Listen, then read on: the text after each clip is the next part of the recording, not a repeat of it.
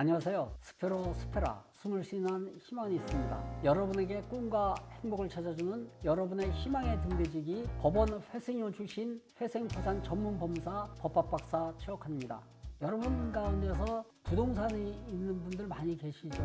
그런데 의외로 많은 분들이 집이 있으면 개인회생이라든지 개인파산 이 신청이 안 되는 것으로 이렇게 잘못 알고 계시는 분들이 의외로 많이 계시는데요. 그래서 오늘은 2024년, 벌써 이제 작년 얘기가 됐네요. 2024년 11월 6일자에 서울회생법원에서요. 2024년 개인회생 파산 사건 통계 조사 결과 보고서라는 이런 자료를 공개를 했거든요. 이 보고서에서 나온 내용을 가지고 영상을 한번 만들어 봤는데요. 최근 증가하고 있는 개인회생 개인 파산에 대해서 고민하고 계시는 건물주와 같은 이런 임대인분들 조금이나마 도움이 되시길 바라겠습니다.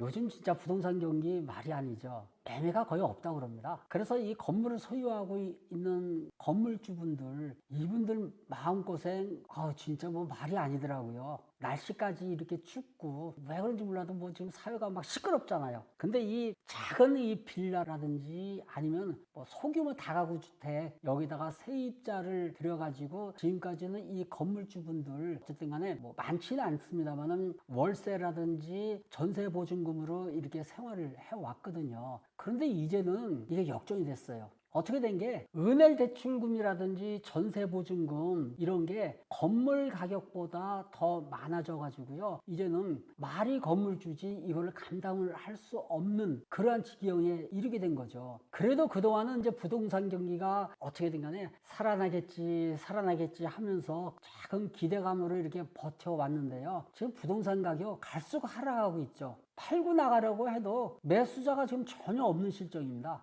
어쨌든 간에 기존에 새를 살고 있던 세입자가 나가는 경우에 보증금을 이제 반환해 줘야 되잖아요. 다행히 그동안에 뭐 모아뒀던 돈이 있다면은 뭐 그거 가지고 돌려주면 되죠. 근데 그런 분들이 뭐 얼마나 많이 되겠습니까? 돈은 없지. 방법이 있습니까? 결국에는 이제 금융기관에서 대출을 받아야겠죠. 그러면서 이제 자꾸 늘어나는 주택담보대출 이자, 이거를 진짜 부담하기 위해서 돌려막기를 계속 시작하거든요. 그런데 그렇게 하면 뭐합니까? 재산가치는 하락하고 상대적으로 부채는 늘어나니까 대출이자 부담, 이거 감당할 수 없을 지경에 이르게 돼요. 그리고 이 세입자들에게 보증금을 반환해 주기 위해서 대출을 받고 또 대출을 받고 이러한 돌려막기가 악순환이 계속 이제 되는 겁니다. 결국엔 금융기관에서는 정상적으로 더 이상 대출을 받지 못할 지경에 이르고요. 마지막으로 이제 가족이라든지 가까운 친지에까지 이제 손을 벌리게 되는 겁니다. 그런데 돌려막기는요, 밑 빠진 독에 물 붓기입니다.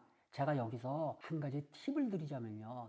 만약에 제1금융권에서 대출을 받지 못할 지경에 이르게 되면요. 그러면 더 이상 돌려막기를 하면서까지 몸과 마음 고생하지 마시고요. 사실 이 지경에 이르면은 개인회생이나 개인 파산을 한번 고민해 보셔도 좋습니다. 그런데 의외로 이 개인 파산이라든지 개인회생에 대한 오해들을 상당히 많이 하고 계시더라고요. 그게 뭐냐면요. 개인 파산이라든지 개인회생을 하게 되면 더 이상 경제활동을 하지 못하는 것으로 이렇게 알고 계시는 분들 많이 계시는데요. 그렇지 않습니다. 물론 신용거래를 하는 데 있어가지고 일정한 제한은 있을 수 있는데요. 어떠한 그 큰 불이익은 없습니다. 제가 채무자회생법 조항을 하나 읽어드리겠는데요. 채무자회생법 제32조 2를 보게 되면요. 차별적 취급의 금지라고 하면서 누구든지 이 법에 따른 회생 절차, 파산 절차 또는 개인회생 절차 중에 있다는 이유로 정당한 사유 없이 취업의 제한 또는 해고 등 불이익한 처우를 받지 아니한다. 이렇게 우리 법에 규정이 되어 있거든요. 제가 상담을 하면서 느꼈던 점 한 가지 말씀드려볼까 하는데요. 건물주와 같은 이 임대분들 진짜 뭐 왕년에 잘 나갔잖아요. 근데 공통점이 있어요. 창피해서 개인회생, 개인파산 이거 못하겠답니다. 내가 그래도 그동안 친구들이 친척들이 나를 보고 건물주라고 하면서 부러워하는데 지금 와서 어떻게 개인회생을 해? 어떻게 개인파산을 하느냐고. 죽으면 죽었지 난 못해. 아닙니다. 어제까지 건물주였고요. 오늘은 아닙니다. 오늘은 그냥 단순히 대출금을 못 갖고 있는 채무자일 뿐이거든요.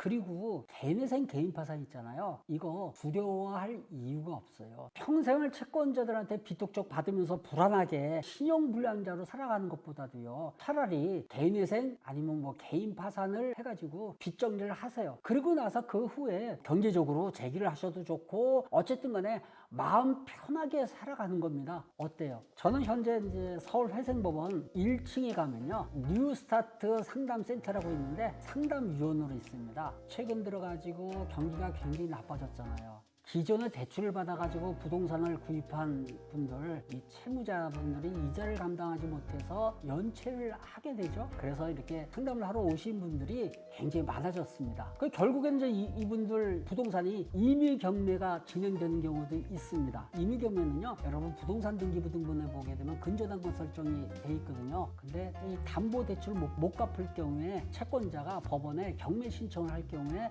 요거를 이제 임의경매라고 하는 겁니다. 이 부동산에 대한 임의 경매가 개시되면요, 대법원 경매 사이트에서 경매 정보를 확인한 일부 법무사라든지 변호사 사무실에 계시는 분들이요, 채무자들에게 개인회생을 신청하게 되면 중지 명령을 받을 수 있게 됩니다. 이런 광고를 막 보냅니다. 그래가지고 여기를 통해 가지고 개인회생을 신청하는 경우도 많아졌거든요. 그런데 이런 경우에는요, 채무자가 소유하고 있는 부동산의 가치가 기본적으로 있기 때문에 청산 가치가 높게 산정이 됩니다. 그리고 경우에 따라서 이 소득이 낮은 경우에는요, 현실적으로 청산 가치 보장의 원칙을 충족하는 그 변제 계획안을 작성하기가 굉장히 어렵거든요. 개인회생 신청하는 게 여기에 어려울 수도 있습니다.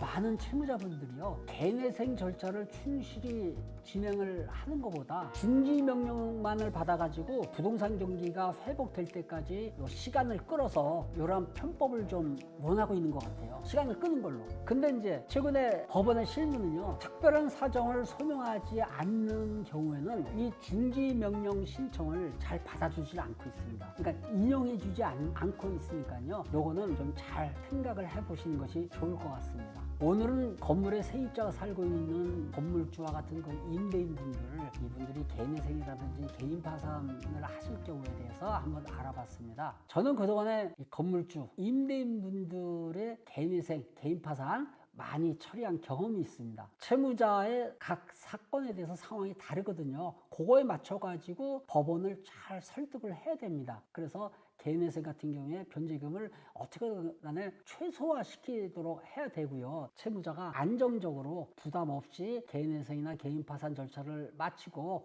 마지막으로 면책 절차까지 받을 수 있도록 최선을 다해서 절차를 진행을 하고 있습니다. 마지막으로 한 가지 더 말씀드리겠습니다. 저는 법원에서 회생위원을 지낸 경력을 기반으로 회생 파산을 전문으로 처리하고 있습니다. 보통 이제 다른 변호사라든지 법무사 사무실에서는요, 뭐 형사소송 뭐 이런 거, 또는 뭐 각종 등기, 뭐 부동산 등기라든지 상업 등기, 뭐 공탁 업무라든지 이런 사무실 운영에 도움이 된다면요, 각종 물건을 판매하는 편의점식 운영을 하고 있는데요. 물론 저도 전에는 이제 그렇게 했습니다. 그런데 지금은 다른 사건을 하지 않고 있습니다. 그냥 오직 개인회생, 개인파산 사건만 처리하고 있습니다. 그러니까 누구보다도 회생파산에 대한 풍부한 경험이 있을 수밖에 없고요. 자신이 있습니다.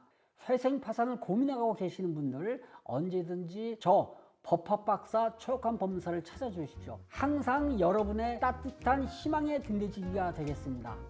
개인회생, 개인파산, 여러분 포기하지 마시고 끝까지 최선을 다하시길 응원합니다. 스페로 스페라, 숨을 쉬는 희망은 있습니다. 여러분에게 행복을 찾아주는 법원 회생위원 출신 회생파산 전문 법무사 법학박사 최욱환의 회생TV는 여기에서 마무리하겠습니다. 다음번에도 더 재미있고 유익한 콘텐츠로 찾아뵐 테니까요, 오늘 제 영상이 좋으셨다면 구독과 좋아요 눌러주시고 응원의 댓글 부탁드립니다. 다음 영상에서 뵙겠습니다. 여러분 안녕히 계세요.